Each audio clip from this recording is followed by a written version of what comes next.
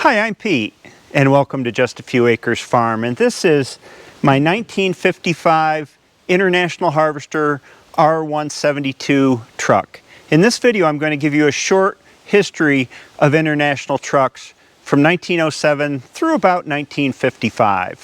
First, an update on progress with the truck. The engine head is ready to go. The machinist called me yesterday. I found a new old stock set of intake valves for it. Everything else checked out fine, the exhaust valves, the springs, etc. for the head, so I need to go and pick that up. The block is at another machinist and it's waiting in line with him. He needs to bore out the worst cylinder, figure out what size custom pistons to order, and then we'll proceed with that. He's checked out the crankshaft and given me dimensions to find bearings for it, and I have found a bunch of new old stock stuff. In cool boxes, a set of main bearings and thrust bearings for the main bearings at 10 under, and a set of rod bearings in here, and I had to use a couple different makes because I couldn't find a full set at 20 under. And it's always fun looking for obsolete things, new old stock. And I have a valve grind gasket set here. It's the head gasket. This looks like new old stock. I don't know. It's got an IHC number and stamp on it.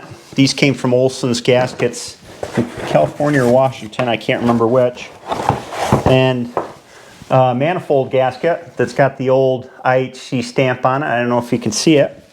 I need to order a set of lower end gaskets, or a conversion gasket set as it's called, but I'm fine with engine parts so far. We just got to wait for the machine shop to get done. That's going to take at least 12 weeks after he bores it out to have custom pistons made. I love studying the history of mechanical things because you can trace an evolution. It's almost like a family tree as things work up, the introduction of new technologies and the need for different uses, larger uses, more specialized uses. It's just fascinating to me, and the International truck line is a good example of that. Although it's much more confusing than International's farm machinery line like tractors. And tractors you can sort of simply trace up through the generations. Trucks not so much because the generations overlap and there's offshoots, different body styles, different specialized uses. They get very confusing. So what I'm going to do here is vastly oversimplify the evolution of International trucks to try and show you kind of distinct phases of their evolution. They came in so many different forms, you know, pickups, grain trucks, box trucks, school buses, dump trucks, semi-tractors, with lots and lots of different engines. International both used their own engines and they used other manufacturers' engines, most notably early on Hall Scott engines, which made engines for aircraft and tanks and lots of heavy applications, and engines from Cummins later on in the series life when you get into the late 50s and 60s. Also, before I get started, I have to do some attribution. What I put together here came from all over the internet. I don't have any books on International trucks yet, but there is a book, International Trucks by Frederick Crismon, which seems to permeate other people's research. That'd be a good thing to have if you're into International trucks. There's a website, oldinternationaltrucks.com, which is a treasure trove of photographs. The Wisconsin Historical Society offers data sheets and old photographs. They're a huge resource for International machinery historical information, and I grabbed a lot of images off the internet. Here's some prehistory. The McCormick Harvester Machine Company and the Deering Harvesting Company both started in the 1800s, and they merged in 1902 to form the International Harvester Company. That's why on early International Harvester equipment you'll see McCormick Deering on it. Those are the two companies that came together and kind of held their name through till when Deering's widow died in the early 50s, I think it was, 49, 50, when they started to drop that Deering logo off. Anyway, after they merged, they pretty soon started producing tractors and trucks. I think they produced the first tractor in 1906 and the first truck in 1907. In 1907, when they came out with the first truck, which was called the Auto Buggy, it sort of looks like a truck here in the photo. There was a lot of innovation going on, so things hadn't settled down yet. Methods of driving the vehicle, methods where the engine was placed, how the drivetrain worked, they were all kind of under development by multiple companies. And the Auto Buggy was unique in that it has two seats, as you can see, but you could pull the rear seat out and make it into a truck. So it was either a car or a truck, depending on what you needed it for. And farmers liked it. It seemed to be simple to maintain, easy to use, and it was basically built off of a wooden wagon frame with a really primitive gasoline engine mounted below the body. During the years that the Auto Buggy was produced, Harvester was experimenting and looking what's going on around them, and passenger vehicle and truck manufacturing was changing dramatically at that time. And in 1913 they came out with something radically different than the Auto Buggy, and that was the F-Series. The F-Series was produced from 1913 to 1920, and to make things even more confusing, within that overarching F-Series there were 5 different models: the H, the F, the K, the G, and the L. So I guess conceivably you could have an F-Series truck that's an F model. Talk about confusing. The Model F, and I'm talking about the series here, was a completely different type of truck than the Auto Buggy. It had a steel ladder frame, much like modern trucks do. A front-mounted engine drove through a transmission, and a drive shaft to a geared differential on a rear axle. And these trucks had a really distinctive appearance. They were known as the shovel nose or the coffin nose because of the way the nose was shaped. And the nose was shaped that way because the radiator wasn't in front of the engine. It was behind the engine, which must have made for a wonderful operating experience for the truck driver. So the F-Series was continuing on, and it had been 15 years since really there was a radical redesign until the HS series, or the S series sometimes it's called, came along, and these overlapped the last iteration, that number series of the F-Series. They started production of the HS's in 1921, and it went through 1930. And they're commonly called HS series because they used a lot of Hall-Scott engines in them. Hall-Scott made heavy-duty engines for lots of application, tanks and aircraft and heavy trucks. They made some giant engines back in the day. They moved the radiator to the front of the engine with the S series, which I'm sure a lot of people were thankful for. They went to a center hinged hood.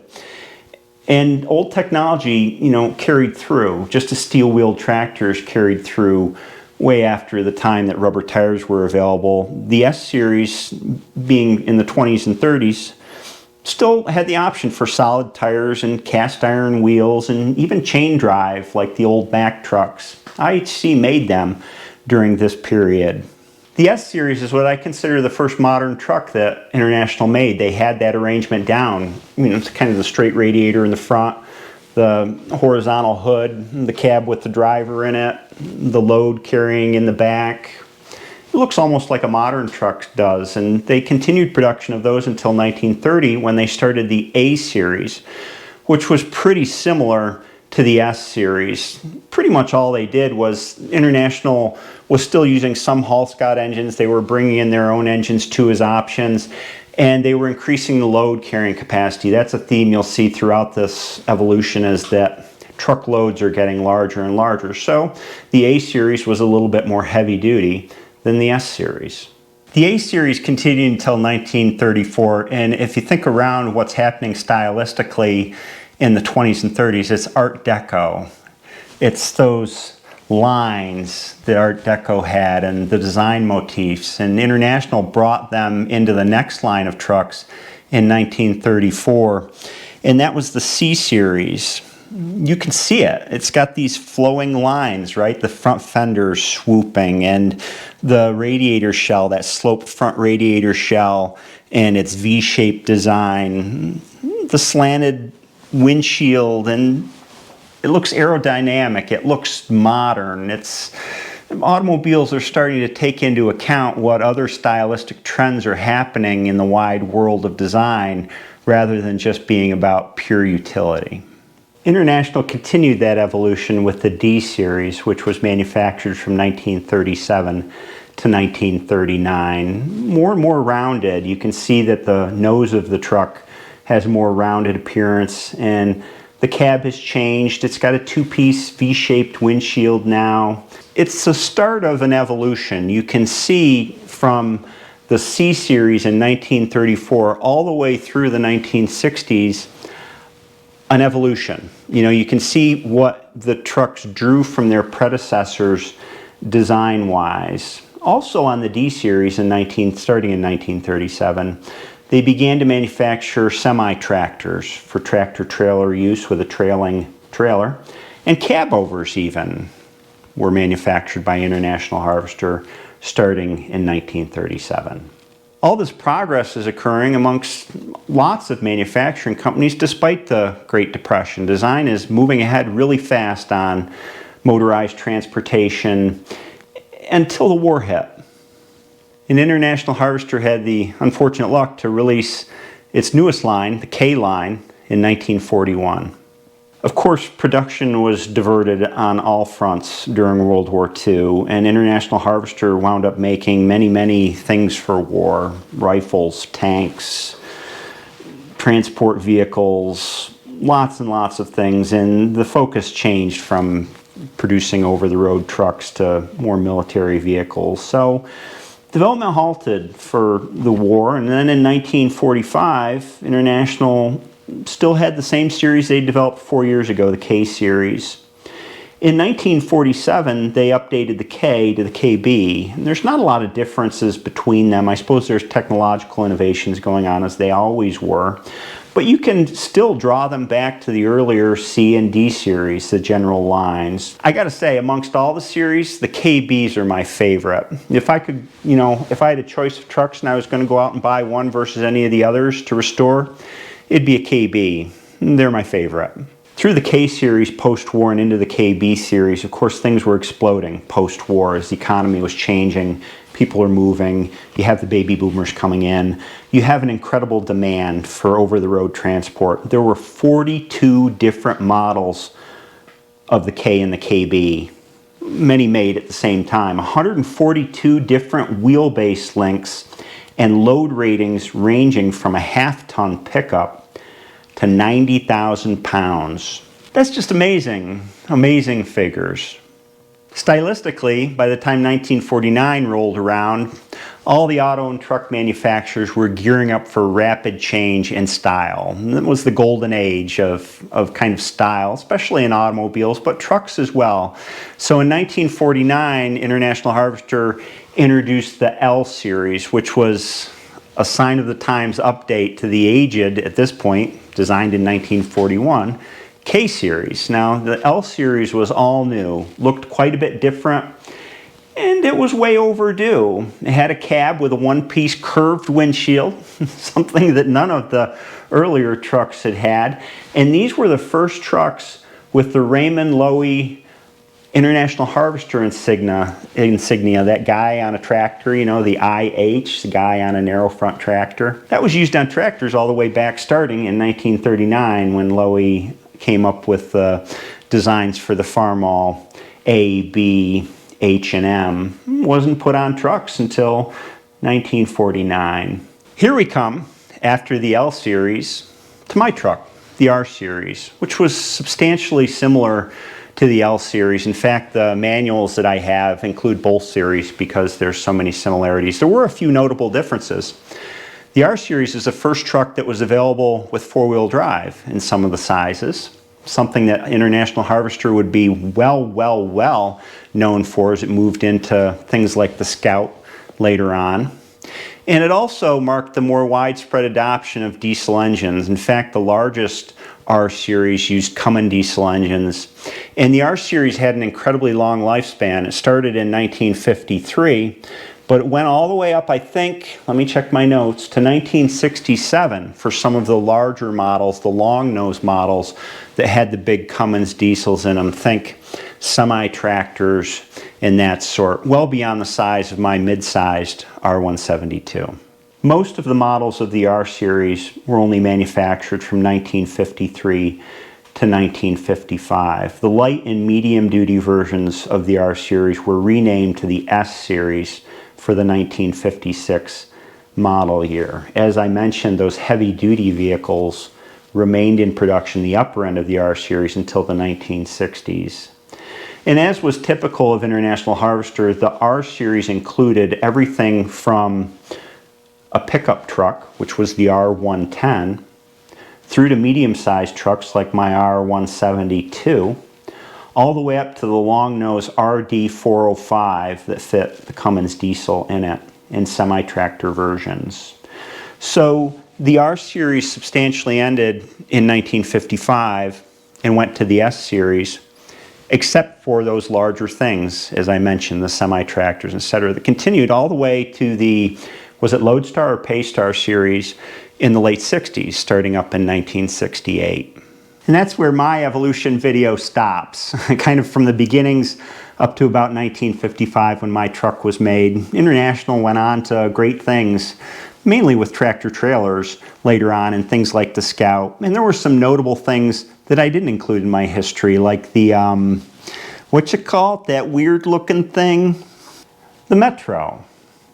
As I mentioned at the beginning of the video, this evolution is much more complex than tractors. It's pretty easy to trace a tractor's family tree. If you think of the first Farmall, the Farmall Regular, which started production in 1924, you can follow it right up through the F20 and 30 through the letter series on into the 100 series, the 50, you know, it keeps going. And you can look at engine families, and there's not a lot of different examples till you get much further down the road into the 70s, really, for International Harvester. But the trucks seem to have a multitude of things going on at the same time, a lot more so than the tractors. And the engine is one good example. They made, it seems like, a million different engines. They made the red diamonds, the blue diamonds, the super blue diamonds, the black diamonds, the super black diamonds, the silver diamonds, in multiple displacements for each engine, in 4 cylinders, 6 cylinders, later on in 8 cylinders. And I think that one consequence of that is when you get into the restoration hobby and you're doing a mid-sized truck like I am, it's hard to find parts because they've dropped parts for so many of these engines because there were so many different ones to begin with. And I think that the hobby of restoration is more focused toward the smaller trucks, the pickup trucks, where you'll find more parts available for them through aftermarket. Just the engine I'm working on is a BD282, which means Black Diamond 282. That belongs in a family that includes a smaller version, the BD269, and a larger version, the BD308, which shares some parts with the BD282, but not others. So it would be an aftermarket nightmare to stock all these different parts, and that's why I have to look here and there for the things that I need and reuse wherever possible. And all in all, it's been fascinating doing this research, and it's good to be able to place this truck where it is in its evolution and understand what came before it and why it is what it is. I love these sorts of things. And there were a ton of interesting little sidetracks or detours that I didn't cover, how the engine families worked, how they evolved through time. That would be a completely separate video. How Hall Scott figured into that equation, when they started, when they finished, the evolution of diesel engines and when they became predominant, the different drivetrains used. They used a ton of different transmissions in these trucks. It just goes on and on. It's one of those things that once you get a little knowledge and you're be able to start sliding pieces into their slots, it just gets more and more interesting. So maybe as I get further into this truck, I can cover some of that. Anyway, I hope you enjoyed this video, and I'll see you next time.